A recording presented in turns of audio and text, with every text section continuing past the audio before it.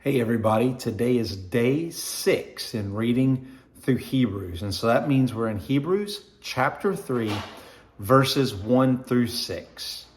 Now really, the main verse is just number 1. And so we're going to spend most of our time in verse number 1. But I'll go over some of the other verses just to make sure you understand and have it. But when we start with number 1, notice how it starts out. It says, "Therefore, holy brothers." Notice that even though this letter is written to Hebrews, is written to Jews, we can notice that it's called Holy Brothers. And this is interesting because at times we forget that we're holy, right? As Christians, as God followers, as God has changed our lives, imparted the Holy Spirit in us, sometimes we forget that we are holy. We still mess up on this earth, but in how God sees us, He sees us as holy because yesterday we read that God was that propitiation, that Jesus was that propitiation, that He was that sponge that sucked up all the wrath. And so He starts out and He calls them holy brothers. And then He says, you who share in a heavenly calling.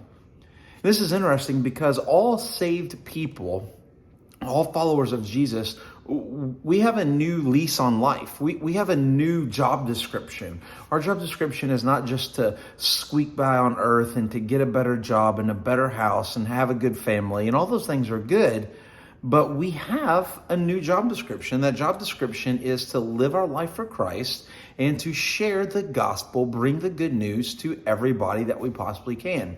And so we're holy, we have a new calling, but notice what it says. It says, consider. Consider. If you're reading this maybe like in the NIV, maybe the NASB, it will say, fix your eyes. It says consider, but other translations, and probably one that's better and probably one you've heard more, it says fix your eyes on Jesus. Basically, it's saying, brothers, you're holy. You have a calling. Keep your eye on Jesus. Keep your eye on the prize. I know we just started on Sunday mornings walking through Peter, and one of the things that I didn't mention, but a very familiar story about Peter, is when he was in the boat and he noticed that Jesus was walking across the lake, and he saw Jesus. He said, I want to get out with you. And Jesus said, come on. And so he gets out of the boat and he's walking on water with Jesus. But what happens? He takes his eye off Jesus and he begins to sink. And a lot of times we do that. We are living a good life. We want to live a good life. We're following God's will for our life, but we take our eye off Jesus. Maybe for a minute, maybe for an hour, maybe for a day, a week, a month.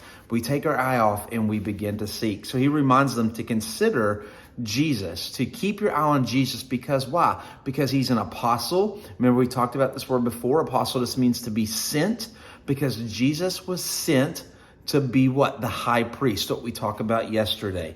And so He was the high priest. Now in verse 2 and through 6, we really get to the main idea of verses 3 through 6, and that is that Christ is better than Moses.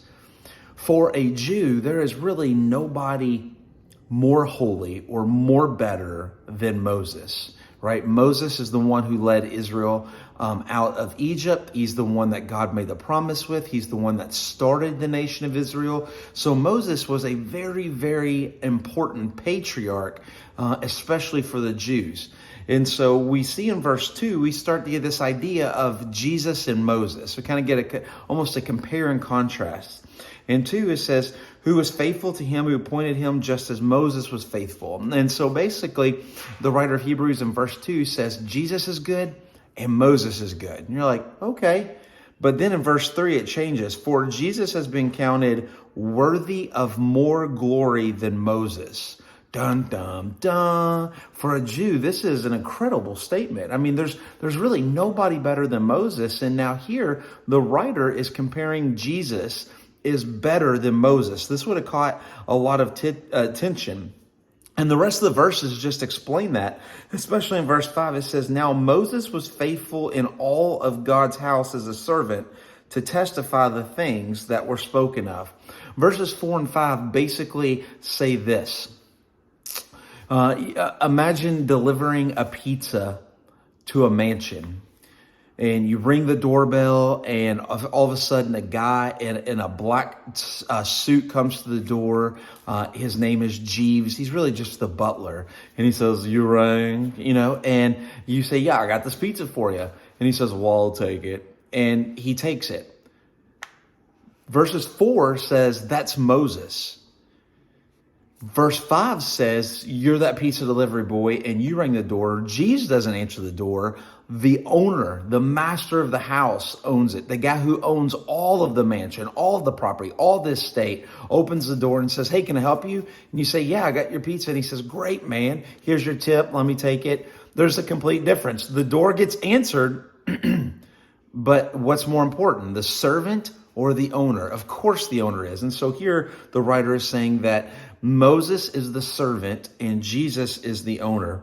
In verse 6, we see, but Christ is faithful over God's house as a son, because he is the son. He's the son of the Father who owns everything. And so Moses was great. Jesus is better. But pay attention to verse 1.